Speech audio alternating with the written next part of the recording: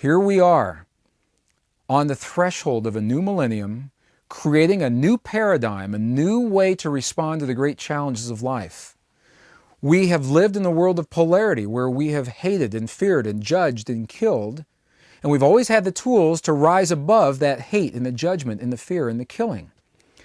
Each time one individual chooses a new way to respond, chooses something other than hate, chooses something other than retribution. That's a big one in our culture now. If you do something, you've got to get even. You've got to pay for what you've done. It's not right, wrong, good or bad. It simply is a path, and there may be the possibility of a higher path. Each time one individual chooses that possibility, it makes it easier for the next and the next and the next.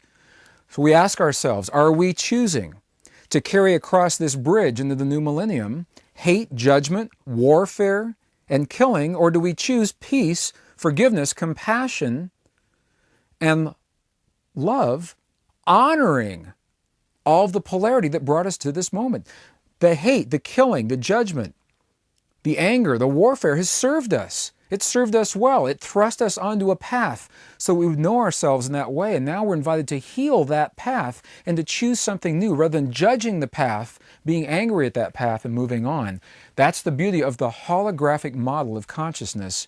That is why there's only one of us here. We're all going through that doorway together. No one is left behind. Everyone benefits from each choice that we make as we birth this new millennium. In the spring of 1998, my wife and I had the opportunity of leading a small group of people into the central mountains of Tibet, of the Tibetan Plateau. Of the many reasons we went into this journey, one of the reasons for me, the primary reasons, was my sense, my suspicion that perhaps the great libraries house the written records and that the monasteries of the monks and the nuns were preserving the traditions of a culture that preceded them, that of the ancient Essenes. We know best the traditions of the Essenes from their writings in the Dead Sea Scrolls. We know that they originated about 500 years before the birth of Christ, that they created communities suited to their lifestyle of honoring the great traditions and the esoteric teachings of our world. We also know that after the crucifixion, they dispersed into the world, that some of them went into the jungles and the mountains between Bolivia and Peru. Some of them came into North America and settled in the American desert Southwest. Others, were told, found their way into the Himalayan mountains in the Tibetan traditions. So my sense was that perhaps we would see those traditions preserved to this day. And if so, the value of this journey is as follows. Rather than speculating on what their prayers and their traditions meant from benign texts that we witness thousands of years later, we could actually interact with the people who were living the traditions. So we had a very heartfelt exchange among the peoples that we visited, and in that exchange there was an honesty and an openness in the way they answered, and they began sharing with us about their prayers. And sure enough, what they affirmed through their traditions of prayer validated my sense of what I had seen referenced in some of the oldest texts of the Dead Sea Scrolls, in the Book of Enoch, for example, regarding this lost mode of prayer.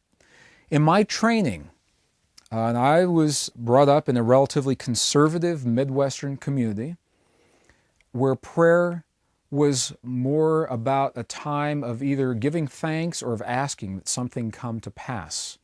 And those were kind of the modes of prayer that became my background.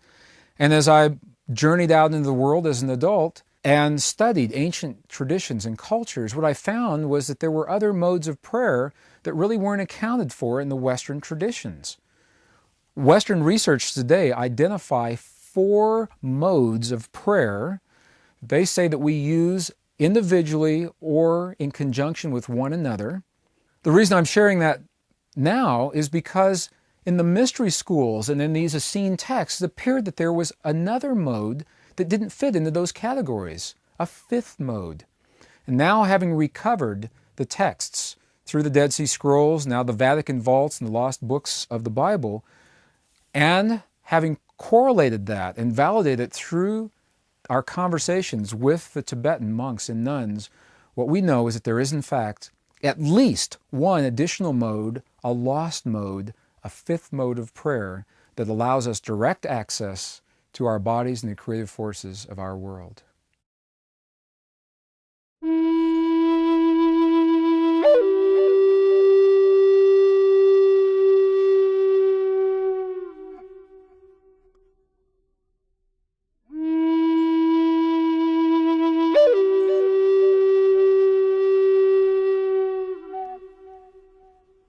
This concludes Session 1 of The Lost Mode of Prayer with Gregg Braden.